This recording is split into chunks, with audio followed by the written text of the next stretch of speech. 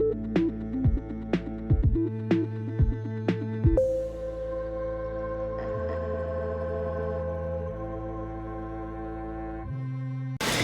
guys, welcome back to Release the Craftin. Priscilla here with another episode of Storycraft. And today, you guys, I am telling you the story of Vasilisa the Wise. This was a request to me by my buddy April. And so here you go, April, here's our story. I'm excited to tell this story, and as I went to go look into it to make sure I had all my, bells and whistles in order, because I am familiar with the story, but I know that there's a couple other versions, but little did I know how many other versions once I started looking. So this is going to be an interesting story, and I may revisit this concept altogether, because there is Vasilisa the Wise, there is Vasilisa the Beautiful, there's even a story about Vasilisa and the Firebird, or Vasilisa and the Frog Princess, and there's lots of Vasilisa stories, and I can't tell, because I haven't done like a ton of research, if this is all because a bunch of different people use the same name because it was already in the common consciousness because people were familiar with the original tale, or if it's one of those things where over time translators and fairy tale aggregators just started assigning the name of the most popular Russian fairy tale they could come up with to this story as well. So it just kind of added on, or it's just multiple versions of the same story, because they're not all the same person when you listen to the stories. It's impossible, because a lot of the times the stories, like most fairy tales, have a beginning, middle, and an end. And she doesn't repeat that again. So it's not like it's just one girl's legacy of never-ending adventures and stories. Like Vasilisa comes up so many times that I was like, ooh, I could do this version, or this version, or this version. And so I think there's one version I kind of want to do, because it's like a callback, hey, remember this one?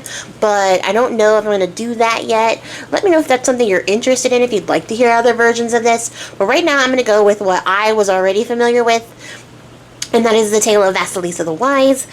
Sometimes Vasilisa the Beautiful, but I feel like the Wise gives her some more credit than, maybe just relying on her physical looks to get through these things, because she doesn't do that in the story. So this is a very long-winded introduction to Vasilisa the Wise, and this story comes to us from Russia. This is a Russian folktale, and it's sort of indicative of a lot of the other Slavic countries also have versions of the Vasilisa tale, so that might be part of the reason, because Russia is not the only Slavic country, that there are other stories involving Vasilisa as well, but this is the one specifically from Russia.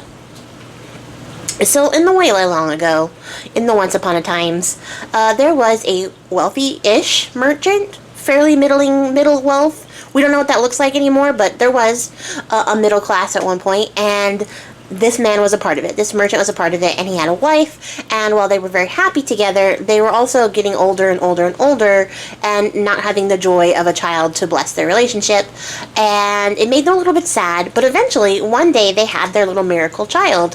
They had a daughter named Vasilisa, and they loved her truly and deeply, and for a while yet they were happy.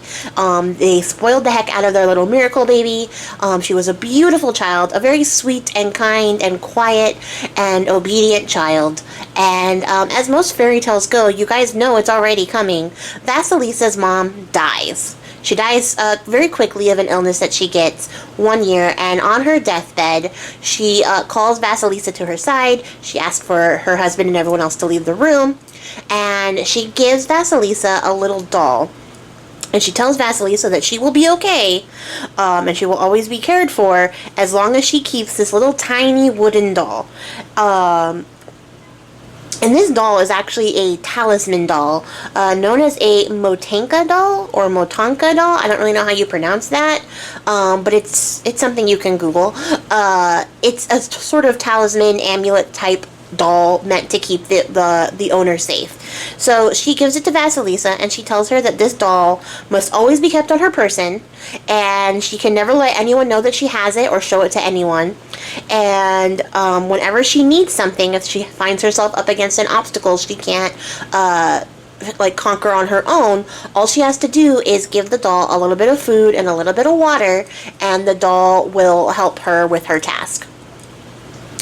And so Vasilisa takes the doll, and crying, she leaves the sick room. Her mother dies, and Vasilisa spends her first night alone without her mother, giving the doll a little bit of food and a little bit of water to sort of help her, comfort her in her grief. So after, like, the appropriate mourning period has passed, I don't know, a couple of months, half a year, however long, the dad gets the bright idea that he can't possibly be arsed raising his daughter, and it would be best if there was another woman in the home to not only help take care of his child and be the mother figure that she's missing, but also to clean his house. Like, that's basically what he's looking for. The dad isn't my favorite person in the story. He's not the worst person in the story. He's just not really doing much to add to the story. So he goes out and he finds himself another widow who happens to have two daughters that are older than Vasilisa. So at this time, Vasilisa is about 8 years old. And this man goes out to find a replacement for his wife and comes back with two daughters who are about 5 years older than Vasilisa, and this woman who is to be his new wife and her new mother. And for a while, again, everything seems to be pretty okay. At least when dad is home. Because, like I said, he's a merchant, so he has to leave frequently and often. And as soon as he leaves, their perfect idyllic life sort of comes crumbling down. And the mother and stepsisters are super cruel to her, which, if you have ever seen or heard of Cinderella, you knew that was coming.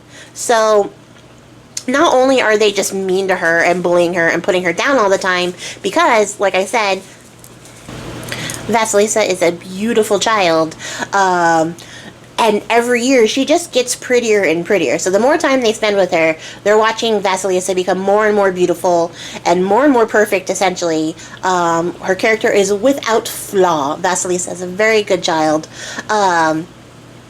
So over time, the prettier she gets, the harsher their bullying and harassment of Vasilisa becomes. And it gets to the point where they start giving her all sorts of chores. So her sisters drop all their chores onto Vasilisa, and she does them without a problem. And then the mother starts increasing the amount of chores she signs out, only to Vasilisa. And Vasilisa manages to complete them all, albeit with the help of the doll. So she does get the doll to help her when nobody else is around with these tasks. And this goes on for a while, quite a while, until Vasilisa is a little bit more grown. She's not an adult, but she's not a child anymore. She's a teenager. That's what we call those.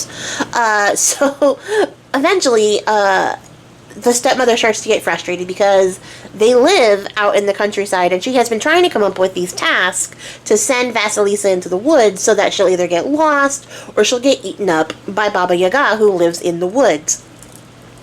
And if you aren't familiar with who Baba Yaga is yet, hold your horses. We're going to get there. It's a wild ride. But they keep coming up with these tasks to send Vasilisa further and further into the woods, keep trying to get her to get lost or get taken or something happening, like something bad happening to her. And she always returns home. She always manages to successfully complete her task with the help of the doll. And now here's the problem. Vasilisa isn't just getting into her teenage years, she's getting into the marriageable years here. So she starts to get a lot of suitors because Vasilisa, like I said, is very, very beautiful. So because she's so beautiful, men after men are coming to the door being like, please, can I marry her? And every time they come, the stepmother is like, absolutely not, because it's not correct for the youngest child to get married before the older children. So the stepmother basically chases away all of her prospects, which is counterintuitive to me because you don't want Vasilisa around, but you're going to stop her from getting married and leaving the house. Doesn't make sense, but apparently she really stood on business when it came to, you can't get married before my children get married. And unfortunately the suitors are like, we don't want to marry those two daughters because they're not as beautiful as Vasilisa. And so everyone just leaves unhappy. Nobody gets anything they want. And things just continue to go on like this. And they continue to get crueler to her as time goes on. So eventually her father, the merchant, you're like, what's he doing? Nothing. He's not participating. Because he's going to leave again. He's leaving. He's going out of town for an extended journey. So he's going to be gone for quite a while. So his wife, the stepmother, decides that now she's going to do this crazy thing where she sells the house they're staying in. So they have a nice house out in the countryside. She's like, no, we're not doing that anymore. We're going to move to this ratty little hut on the edge of the woods. and that's where we're gonna live, me and these 3 girls. And it's not like she tells her husband anything. So he has no idea that when he gets home, his house will be gone and his family will have moved to a ratty little cottage on the edge of the woods. So when they get to there, it becomes a little bit more apparent to Vasilisa that the reason they're living on the edge of the woods is because she really wants Vasilisa to get taken away by Baba Yaga and killed.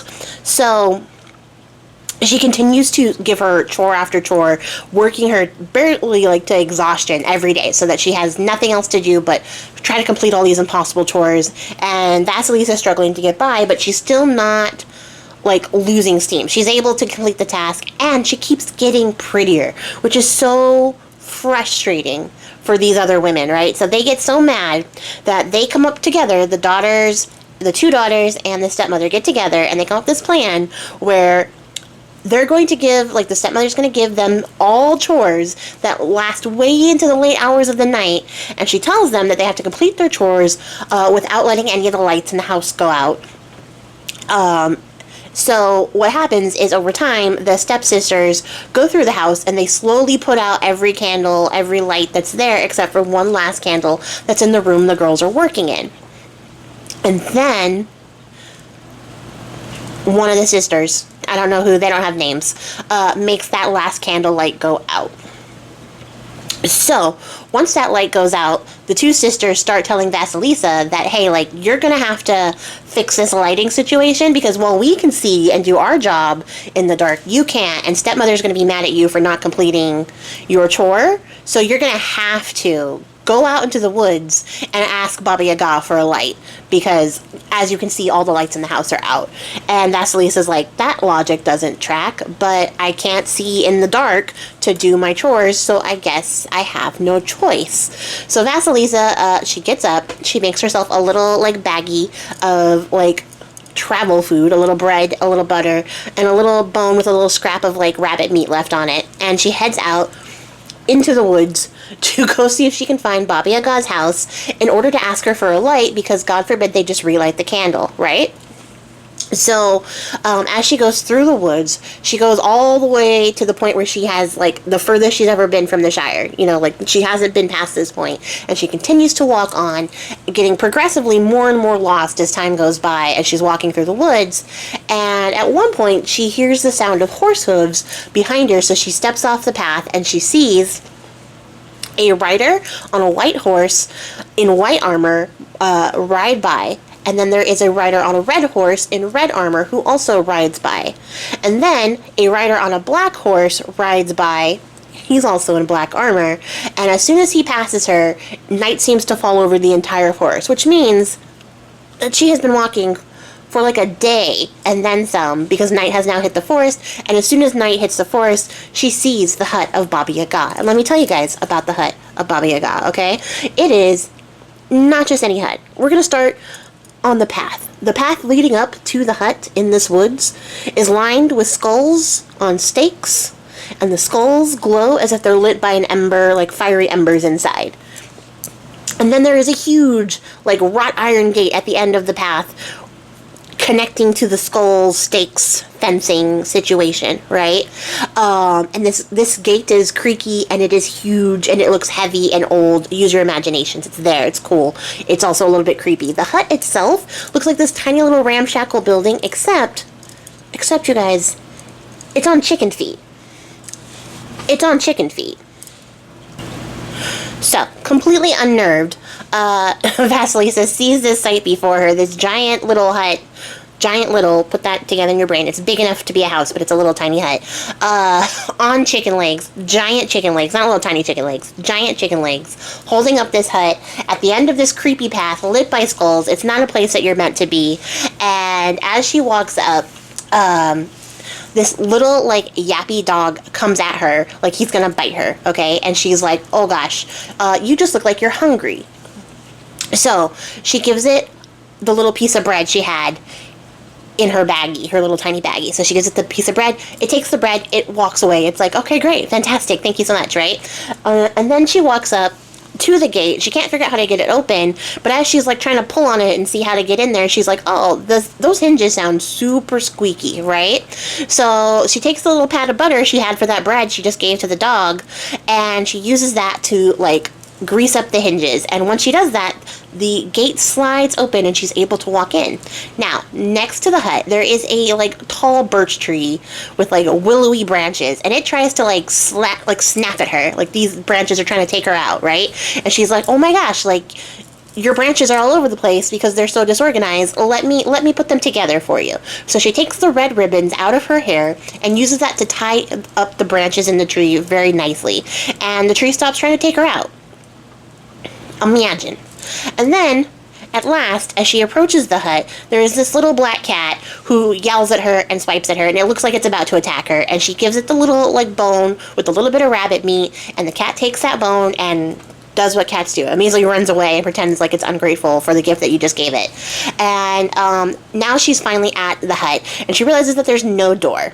Okay? So she's like, okay, so having grown up in the area, she is a little bit familiar about how you're supposed to approach Baba Yaga's hut.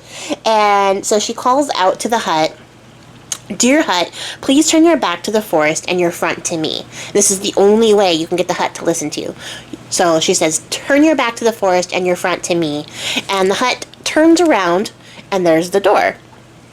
So she's like, okay, great. And then the hut kneels down so that she can approach the door. And as she gets to the door, she goes to knock, but there's like a giant lock on the door, and the lock is made of like gnashing teeth. So she's afraid to put her hand close to the door, and she can't knock on the door. But don't worry, guys, because just at that moment, she hears a cackle from behind her, a cackling laughter, and she turns around to see Baba Yaga, the old woman witch, approaching, flying on her mortar and pestle. So she uses a mortar to fly around in, and she uses a pestle to steer, and then attached to the mortar part, the bowl part that she's sitting in, is a broom that sweeps up her tracks. So as she hits the ground, the broom is sweeping away so nobody knows that she was there, and she glides on up to her fence. She walks right in, and she's like, what the heck? So she looks to the little dog, and she's like,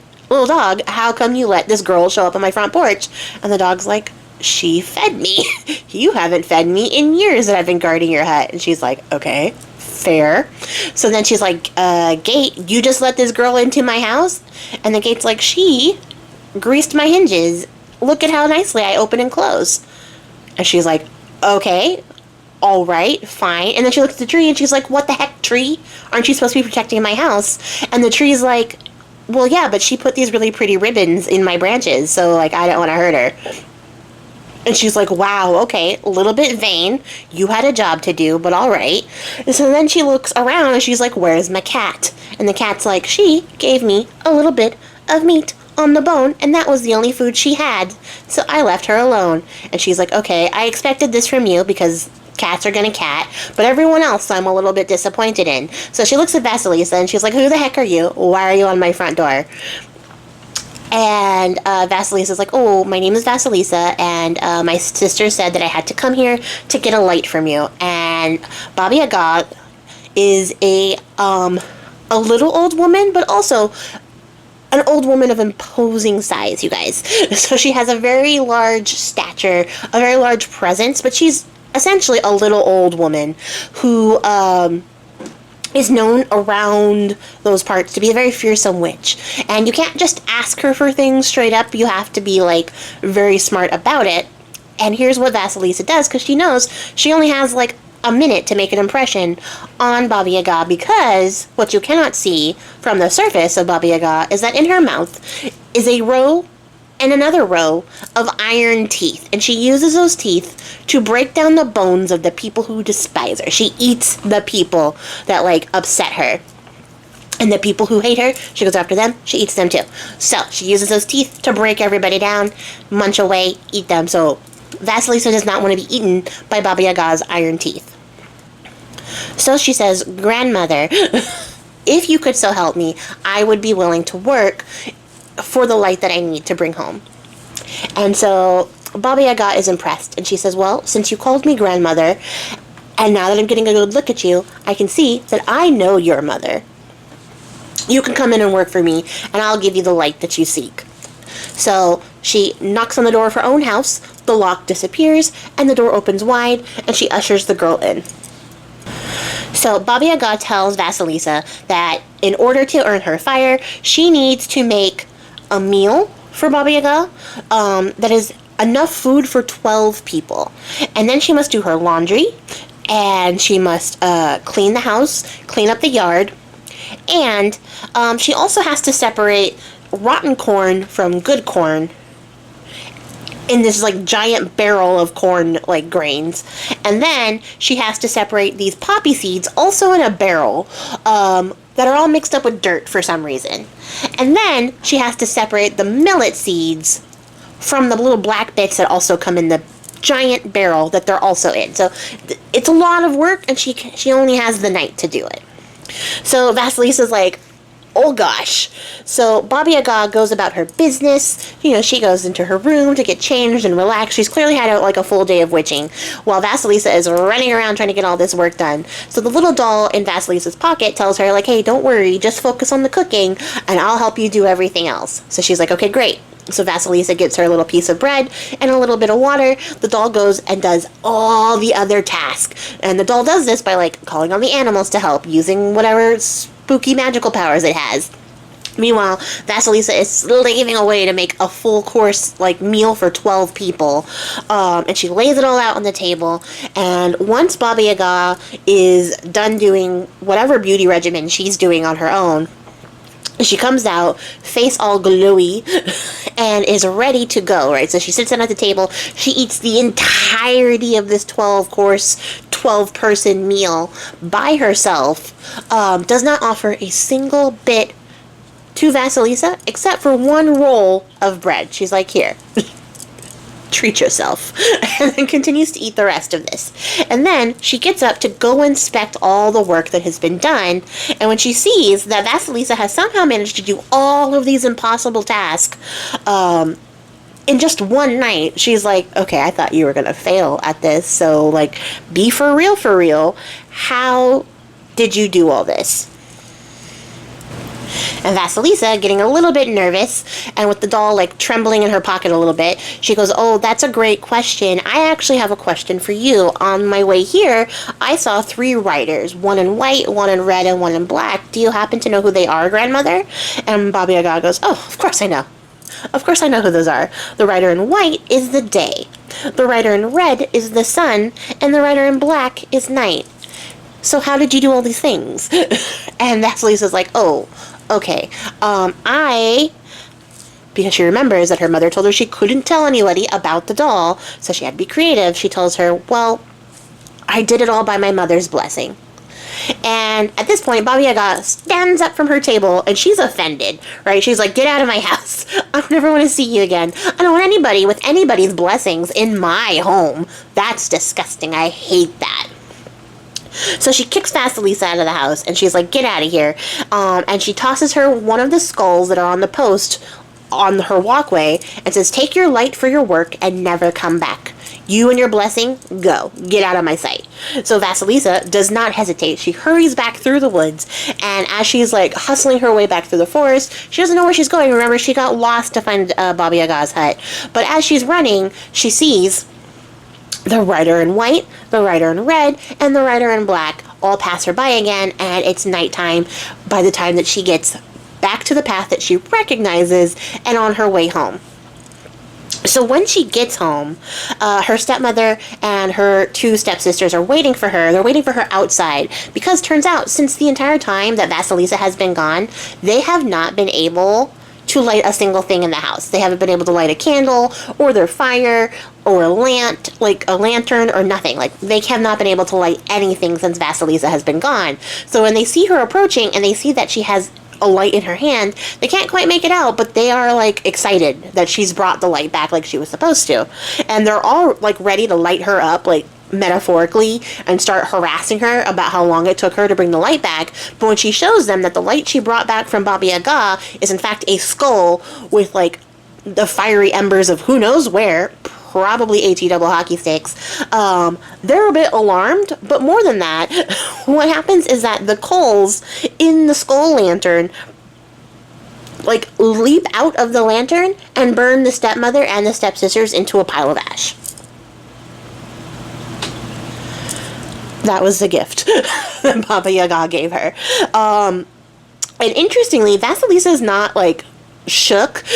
She doesn't really like react wildly to the fact that her stepsisters and her stepmother have just been burned alive in front of her.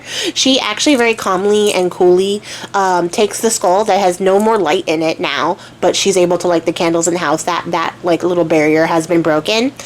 She takes the skull, she buries it very respectfully in the backyard of that little tiny hut, and she packs her little baggie of stuff and she goes to the city. So, at this point, Vasilisa is tired of country living. She doesn't want to go back to the woods, back to, like, the meadows that she used to know. She's like, get me as far away from Baba Yaga and all of that mess as possible, because I am done. I have served my time. So, she goes to the city, and she happens to find an old woman who lives alone, and she tells her, like, hey, can I help you? And the old woman's like, well, my job is a seamstress, so I would be welcome of the help, but, you know, you'd have to work to stay here. And Vasilisa's like, perfect, that's all I want to do is like earn my keep and just live in freaking peace for once, because I've been harassed for a very long time. And the old woman's like, great, cool. So she lives for a while with this old woman, and they get along very well, and she helps her out doing all of her seamstress stuff, and she also does the spinning and the weaving and all the things like that. And it gets to the point where Vasilisa gets so good at making cloth that she ends up taking linen and spinning it and weaving it into a cloth that is so like luxurious, so delicate, so finely woven that it can pass through the eye of a needle. And she takes this cloth and she hands it to the old woman and she says, here, take this cloth and sell it to market. I don't know what to tell you. Like, it's a very beautiful cloth. I want you to take it and sell it and keep the money for yourself. And the old woman looks at this cloth and she's like, I've never seen anything like this in all my years. This is too fine a cloth to just sell to any old person. So she takes the cloth all the way up to the palace, to the Tsar himself, and basically tells him, like, hey, would you like to buy this? And the Tsar, like, sees this cloth, and he handles it himself, and he's like, this is amazing. I don't want to buy it, though. I want you to take it back to whoever made it and have them make it into 2 shirts for me. And she's like, okay. So she goes all the way back, this poor old woman having to do all this walking. She goes all the way back, and she tells Vasilisa what the Tsar says, and so she's like, alright. So Vasilisa takes the cloth, she cuts it up, she sews it into shirts, she embroiders it, she adds in fine little pearls and jewel details, and she uses gold and silver thread to make it a very fine, very fancy shirts fit for a king. And, the old woman takes them back to the Tsar, who sees these shirts and is like, okay, I have to know who made this. And she's like, well, it's the young woman that lives with me.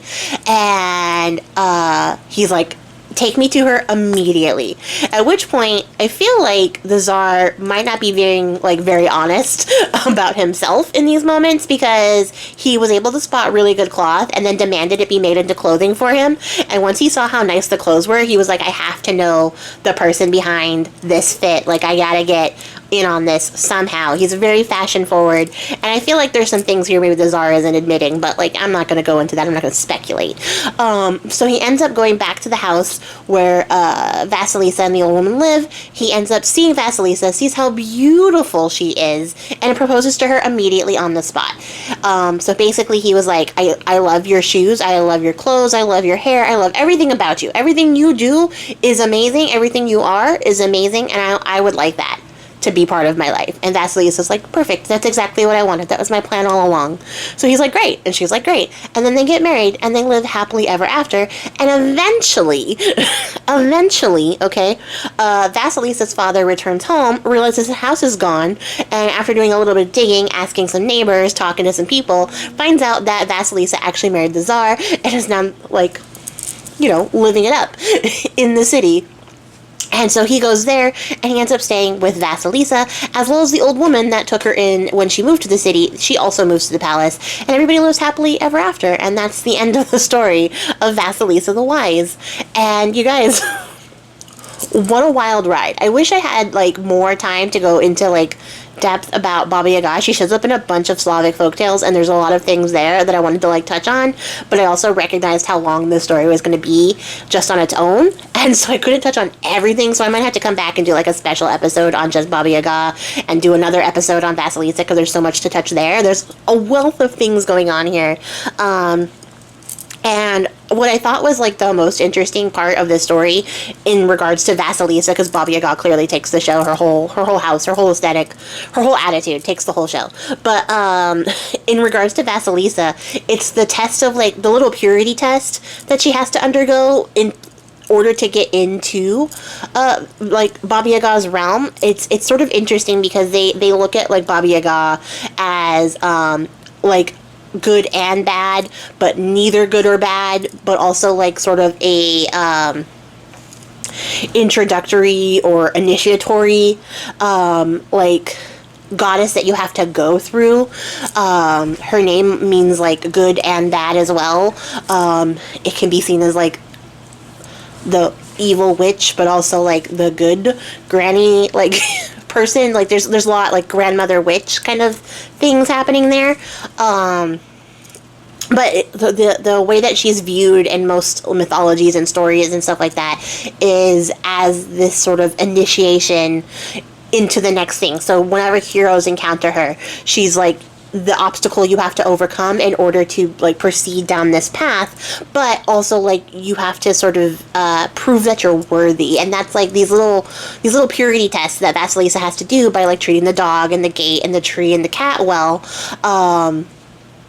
It's just sort of indicate what a good and kind person Vasilisa is and how she's worthy of, you know, getting, like, a gift from Baba Yaga. And, like, not only does she do the task that Baba Yaga assigned to her, but she also treats all these things with kindness and sweetness and sort of proves that, like, you know, she is dedicated to this and able to handle whatever Baba Yaga might throw at her. And, you know, just a lot of, like, interesting little things in this, like, one little beat of the story that you can infer. Because if she hadn't done those things, she wouldn't have been able to knock on the door or, you know, get entrance into Baba Yaga's house. Like, none of that stuff would have opened for her. She would have got attacked by the dog, or she would have, like, not been able to open the gate. And if she had gotten over the gate, she would have been attacked by the tree or the cat. Like, she wouldn't have made it to the door had she not done these things. And I just thought that was, like, the most interesting bit of this story. But also, like, the fact that Baba Yaga was like, I'll give you your damn light. And then was like, well, I might as well help her out, too. While I'm at it, and then just uses that as an opportunity to burn these women alive, because she's like, you guys suck. And so I love that. I love that. Those little tidbits are probably my favorite part, which is probably a little bit telling of my character. But let me know what you guys thought, if you like this story. If you want to hear more, if you want to hear the other versions of Vasilisa, or if you are interested in a more deep dive into Baba Yaga, I feel like I could talk about it for a while. There's a lot to talk about in her just particular branch of witchcraft and, like, archetypes and stuff like that, and a little bit of her folklore I could really go into. I don't know how much interest there is for that. But yeah, this was a great story, April. Thank you so much for the request. And if you guys have any requests for stories that you would like to hear, I'm currently doing them, so this is the perfect opportunity. But I'm always accepting requests from you guys. So just leave them in the comments below, and I will add them to my list that I promise not to lose. And we'll get to your stories. I appreciate your faces, guys. I will catch you guys all in the next one. Make sure that you are following along on the Shabby Creep thing if you are watching this in the month of March. And if you aren't watching this in the month of March, go check out Shabby Creep. It was a really fun collaboration that we all did. And we made some cool stuff. That's stuff I made in this video. But I will catch you guys all next time. Till then, happy crafting. Bye!